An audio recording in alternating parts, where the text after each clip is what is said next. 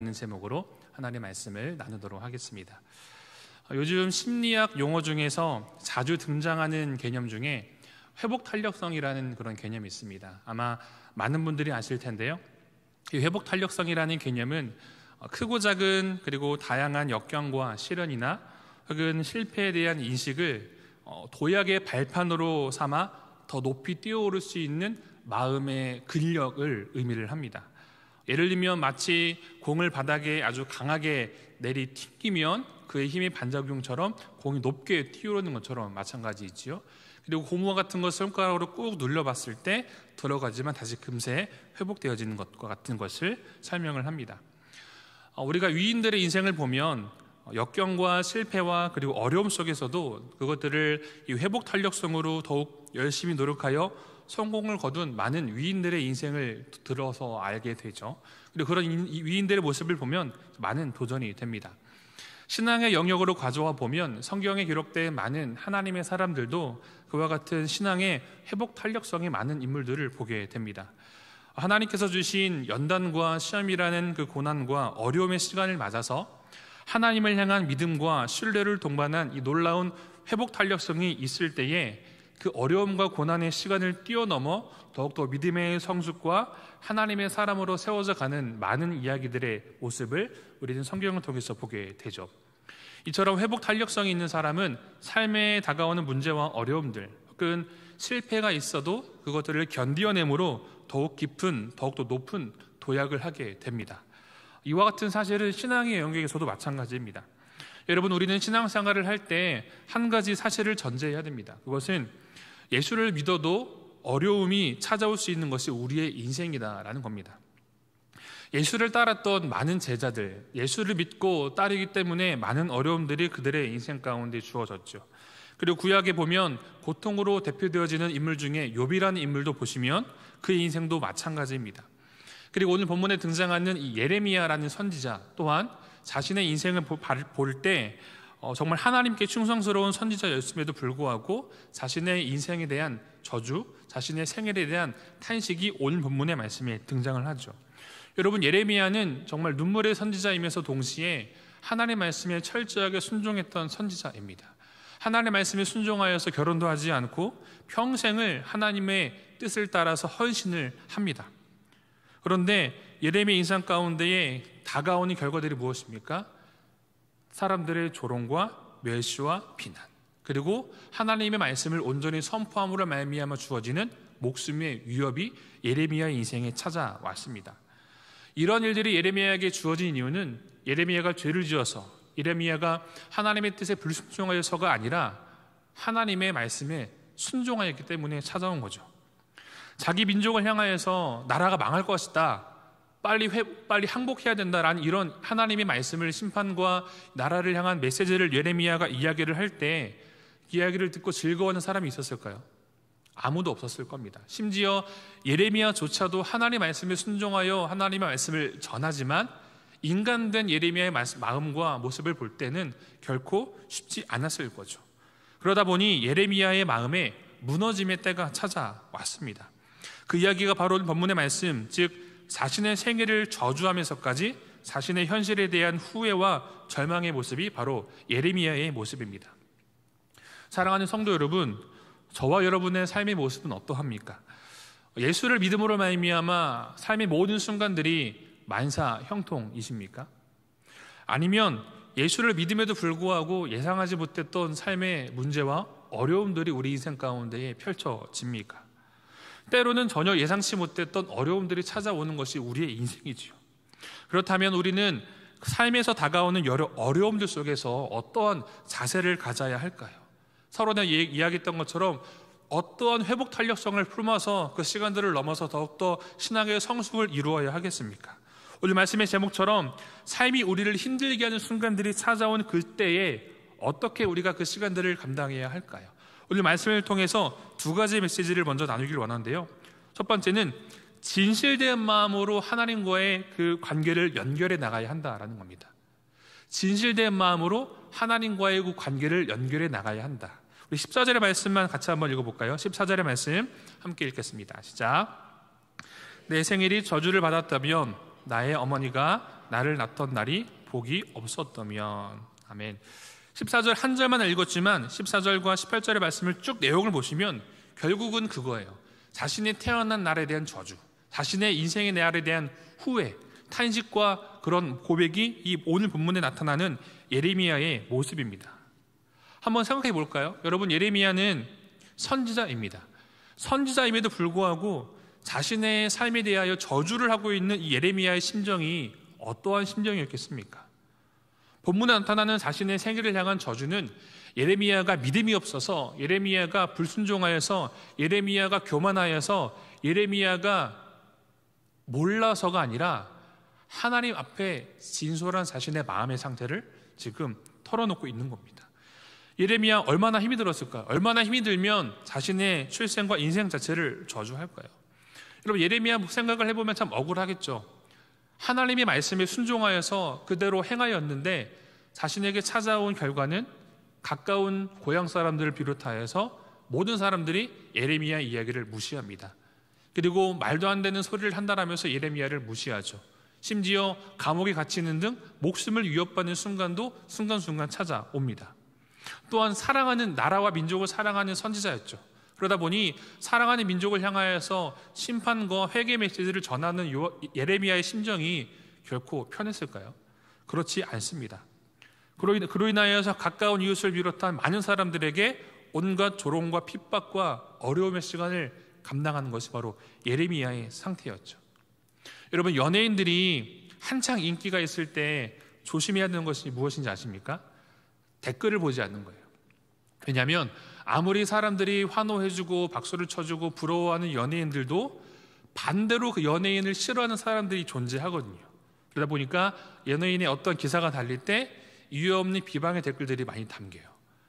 그러다 보니까 그런 이야기에 마음이 쉽게 현혹이 되어지는 사람들은 그런 비방하는 댓글에 마음이 끌려가다 보니 마음이 힘들어지는 모습들이 연예인들에게 참 많이 있다고 합니다. 오늘 본문에 나오는 예레미야의 심정은 어떠하겠습니까? 상상 이상이겠죠. 마치 욥처럼 자신이 태어난 생애를 저주하면서까지 현재 힘든 시간을 보내고 있는 예레미야입니다. 그런데 자신의 생일과 출생을 저주하는 예레미야의 모습을 보면 여러분, 하나님께 충성된 선지자 같습니까? 믿음이 좋은 신앙인의 모습 같습니까? 아니죠. 우리는 보통 생각을 하기를 하나님께 충성스럽고 믿음이 좋은 신앙인이라면 원망과 불평은 단 1도 하지 않고 하나님을 향한 감사와 찬양만이 우리 입술 가운데에 늘 흘러 넘쳐야 된다고 생각을 합니다. 우리는 기억하죠. 말씀처럼 항상 기뻐하라, 쉬지 말고 기도하라, 범사에 감사하라. 이것이 하나님의 뜻이다라고 성경은 이야기를 합니다. 물론 이러한 가르침이 신앙인이 나가야 되는 삶의 방향과 기준이 맞습니다. 여러분, 그런데 우리에게 한번 솔직히 가져보자고요. 항상 기뻐합니까? 쉬지 말고 항상 기도합니까? 모든 일에 범사에 감사합니까? 그렇지 못하죠.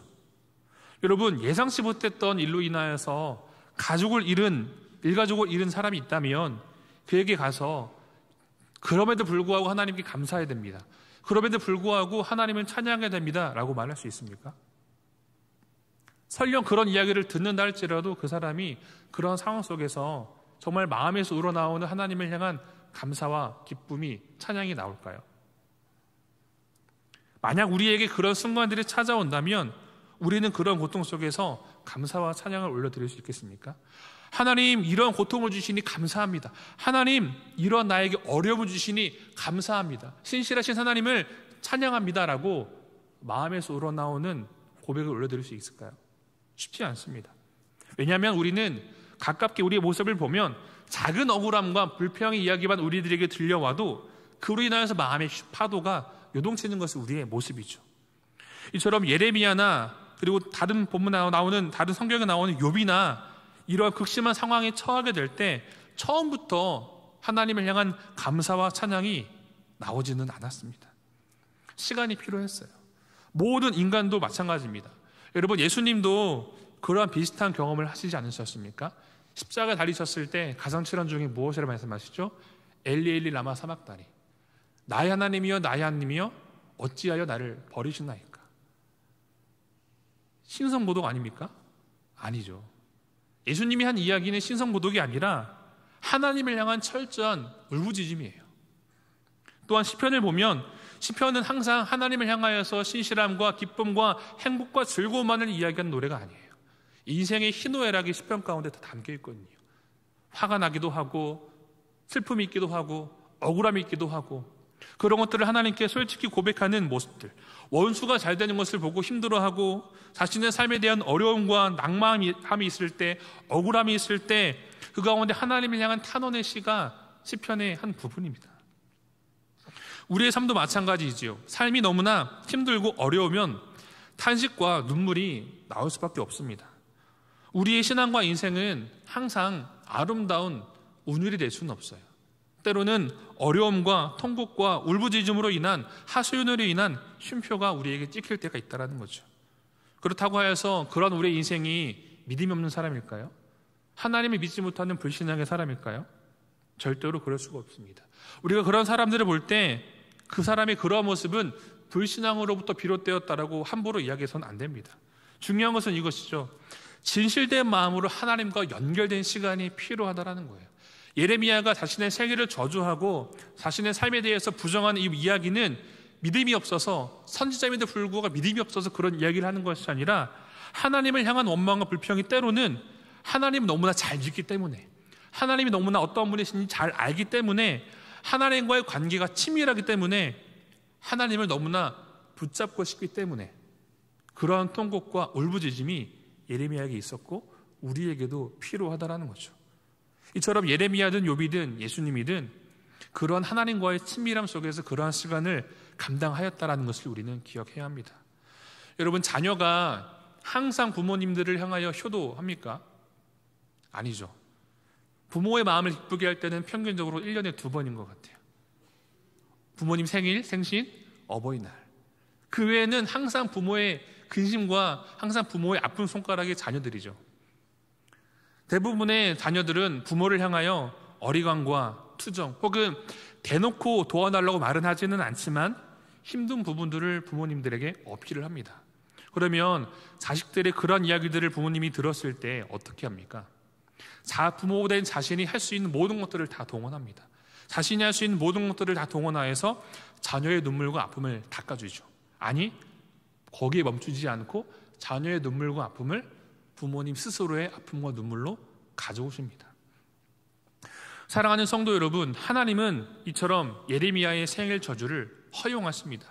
그리고 예수님의 이 엘리 라마 사박다니라는 외침도 하나님께서 허용하셨죠. 이처럼 우리의 신앙에서도 때로는 삶에 이해되지 않는 일들이 찾아올 때가 있습니다. 그때 우리는 기억해야 합니다. 오늘 본문에서 지금 예레미야가 자신의 생애를 저주하면서까지 하나님께 하소연을 하는 모습을 보며 우리 또한 하나님을 향한 진솔함으로 하소연으로 말미암아 하나님과 연결된 관계의 시간이 우리 가운데 필요하다는 겁니다. 삶의 어려움과 환난을 만날 때 억지로 감사하고 억지로 당장 찬양할 필요 없어요. 그저 우리의 상한 심령을 하나님께 가지고 나아가 하나님을 믿기 때문에, 하나님의 도우심이 필요하기 때문에, 하나님의 은혜가 필요하기 때문에 하나님께 하소연을 하는 겁니다. 이런 가장 기본적인 것, 바로 하나님께 머무는 시간이 우리 가운데 필요하다라는 거죠. 마음의 상처나 어려움을 하나님께 토해내므로 하나님께서 우리를 만지시는 것을 경험해야 합니다. 그것이 바로 영적으로 회복 탄력성이 있는 신앙인의 모습이다라는 거죠. 욥도 마찬가지지만 예레미야 어떠합니까? 처음에는 힘들어서 못 견디는 듯하죠. 그러나 나중에 결국에는 하나님의 계획과 섭리를 믿음으로 받아들이게 돼요. 그리고 오히려 그 시간이 마치 비가 온 다음에 땅이 더욱더 단단해지는 것처럼 하나님의 뜻에 대한 더욱 강한 확신을 갖게 된다는 겁니다. 오늘의 말씀을 들으며 나아갈 때 저와 여러분을 향한 하나님의 음성이 들려지게 되기를 축복합니다. 그리고 하나님을 향하여 입을 열고 마음을 열어 우리의 것을 하나님께 내어놓으며 나아갈 때 하나님께서 보여주시고 들려주시는 은혜의 소리로 인하여 하나님과의 깊은 관계가 더욱더 돈독해지고 그 시간들을 말미암아 더욱더 믿음의 성숙이 일어나 하나님의 뜻을 밝히 드러나는 데에 귀히 쓰임받을 수 있는 모든 하나님의 사람들 되기를 주님의 이름으로 축원합니다. 아멘. 두 번째 메시지는 믿음으로 하는 탄원은 가능하지만 불신앙으로 하는 원망은 주의해야 한다는 겁니다. 우리는 보통 흔히 원망과 불평을 불신앙에서 비롯한다고 생각을 합니다. 물론 그런 경우도 있지만 그렇지 않은 경우도 있어요. 그렇기 때문에 우리는 하나님을 향한 신뢰를 동반한 하나님을 향한 하소연과 하나님을 믿지 못하고 하나님을 신뢰하지 못하는 불신앙으로 말미암는 하소연 가운데 우리는 분별을 할 필요가 있다는 거죠. 하나님은 너무나 잘 알고 하나님은 너무나 잘 믿기 때문에 힘든 상황을 가지고 하나님께 털어놓고 하소연하는 원망과 불평 하나님이 허용하시지만 하나님을 못 믿겠다라는 마음으로 불평하고 원망하는 태도를 우리는 주의해야 합니다. 이런 사실을 어디서 발견을 합니까? 이스라엘의 40년의 그 광야 생활 속에서 발견을 하죠. 하나님의 은혜를 입어서 출애굽을 합니다. 그리고 그들은 하나님이 이런 은혜를 입었음에도 불구하고 금세 자신들의 삶에 찾아오는 자그마한 불편함이 있을 때 금세 하나님을 향하여 원망을 합니다. 그 모습의 중심이 무엇입니까? 하나님을 향한 불신입니다. 민수기 11장 우리 4절에서 6절의 말씀을 자막을 통해서 같이 함께 읽어보겠습니다. 민수기 11장 4절에서 6절 말씀 함께 읽어보겠습니다. 시작. 그들 중에 섞여 사는 다른 인종들이 탐욕을 품음에 이스라엘 자손도 다시 울며 이르되 누가 우리에게 고기를 주어 먹게 하랴. 우리가 애굽에 있을 때에는 값없이 생선과 우이와 참외와 부추와 파와 마늘들을 먹은 것이 생각나거늘 이제는 우리의 기력이 다하여 이 만나 외에는 보이는 것이 아무것도 없도다 하니. 아멘. 참 배은망덕하죠. 자신들의 외침을 들으시고 출애굽시키신 구원하신 하나님이십니다. 또 먹을 것이 없던 백성들에게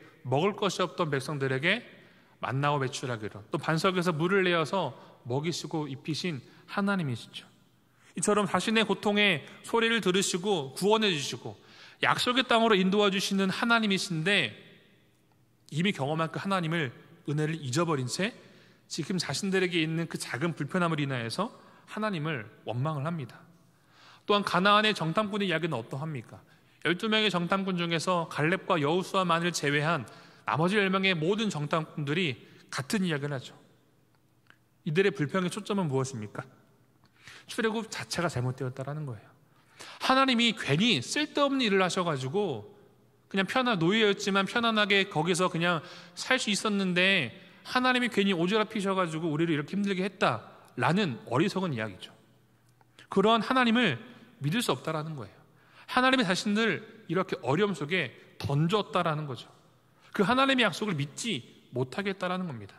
나아가 하나님을 믿고 섬기느니 차라리 그냥 다시 예전 애굽으로 돌아가 애굽에서 섬기고 살겠다라는 것이 이스라엘 백성들의 패역한 모습입니다. 우리는 이러한 식의 불평과 원망을 해서는 절대로 안 됩니다.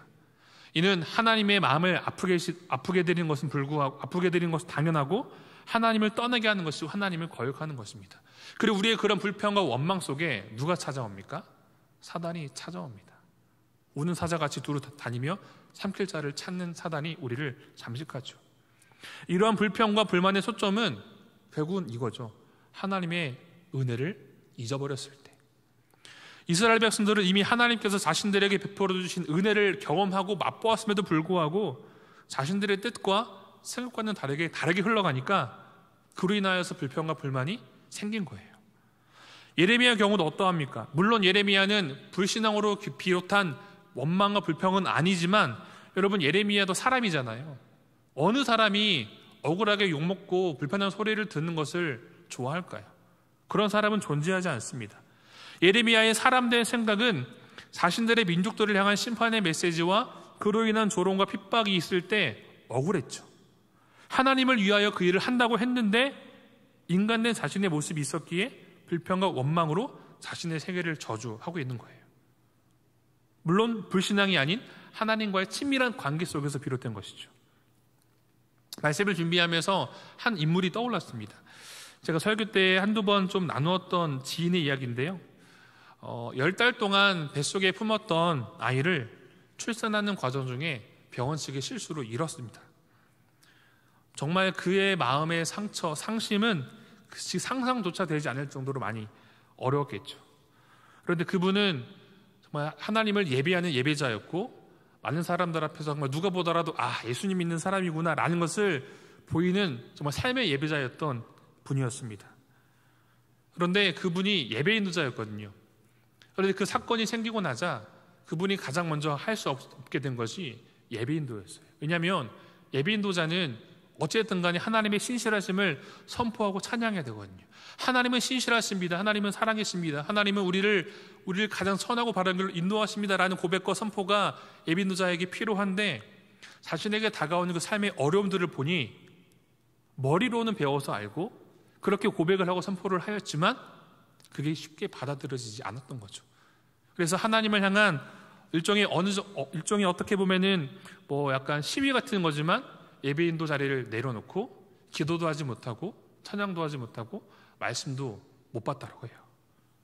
누구보다 헌신하며 예배를 섬겼고 남들에게 피해 한번 끼치지 않았던 자신인데 왜 자신에게 이러한 어려움이 생겼는지 이해가 되지 않았다라는 거죠.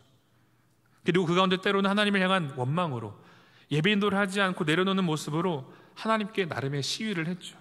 그런데 시간이 흘러서 이런 고백을 하더라고요. 나는 이해할 수 없고 너무나 힘이 들어 하나님께 원망도 많이 했는데, 그러나 그럼에도 불구하고 하나님은 여전히 나를 사랑하시고 우리의 생각과 이해로는 되지 않지만 하나님은 여전히 신실하죠 라는 고백을 시간이 흘러 얘기를 하더라고요. 여러분, 그렇습니다. 우리의 신앙생활을 볼 때 예상치 못했던 어려움 속에서 완전히 원망과 불평이 없을 수는 없습니다. 그러나 그 가운데 그 시간을 통해서 하나님을 붙잡는 시간을 우리가 살아갈 때 하나님의 은혜를 우리는 기억하게 됩니다. 그리고 그러한 시간을 걷는 과정을 통해 하나님은 하나님을 향한 우리의 믿음을 더욱더 한 단계 깊어지게 하십니다. 돌아가신 팀 켈러 목사님이 쓰신 고통에 답하다라는 책을 보면 이러한 내용이 있는데요. 제가 한번 읽어드릴게요. 고통에 대한 이야기를 접할 때 많은 이들은 스트레스에 대처하고 그 고통을 완화시키는 방법이나 문제를 바꿀 수 없다면 받아들여라 라고 조언을 한다. 하지만 오랜 세월에 걸쳐 기독교 신앙은 고난에 대처하는 필요한 더 높은 차원의 자원들을 공급해 왔는데 그것은 바로 예수와 함께 걷는 것이다. 여러분, 우리는 우리의 삶에 우리를 힘들게 하는 길들을 감당하지 않을 수가 없습니다. 반드시 고통의 시간이 한 번쯤은 찾아옵니다. 물론 그 고통의 무게가 주관적이기 때문에 다 다르긴 하지만요. 그러나 주님은 우리를 그러한 고통의 시간 속에 우리를 혼자 내버려 두지 않으십니다. 우리와 함께 걷는다라고 말씀하십니다. 이사야서 43장 2절과 5절의 말씀을 자막을 통해서 함께 읽어보겠습니다. 시작. 내가 물 가운데로 지날 때에 내가 너와 함께 할 것이라. 강을 건널 때에 물이 너를 침몰하지 못할 것이며 내가 불 가운데로 지날 때에 타지도 아니할 것이요 불꽃이 너를 사르지도 못하리니. 5절. 두려워하지 말라. 내가 너와 함께하여 내 자손을 동쪽에서부터 오게 하며 서쪽에서부터 너를 모을 것이며.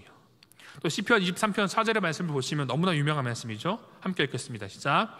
내가 사망의 음침한 골짜기로 다닐지라도 해를 두려워하지 않을 것은 주께서 나와 함께 하심이라. 주의 지팡이와 막대기가 나를 안위하시나이다. 아멘.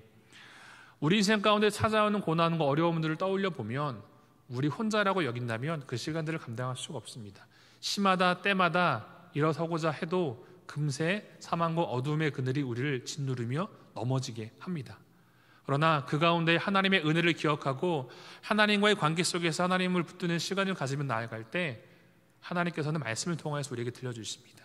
내가 너와 함께한다.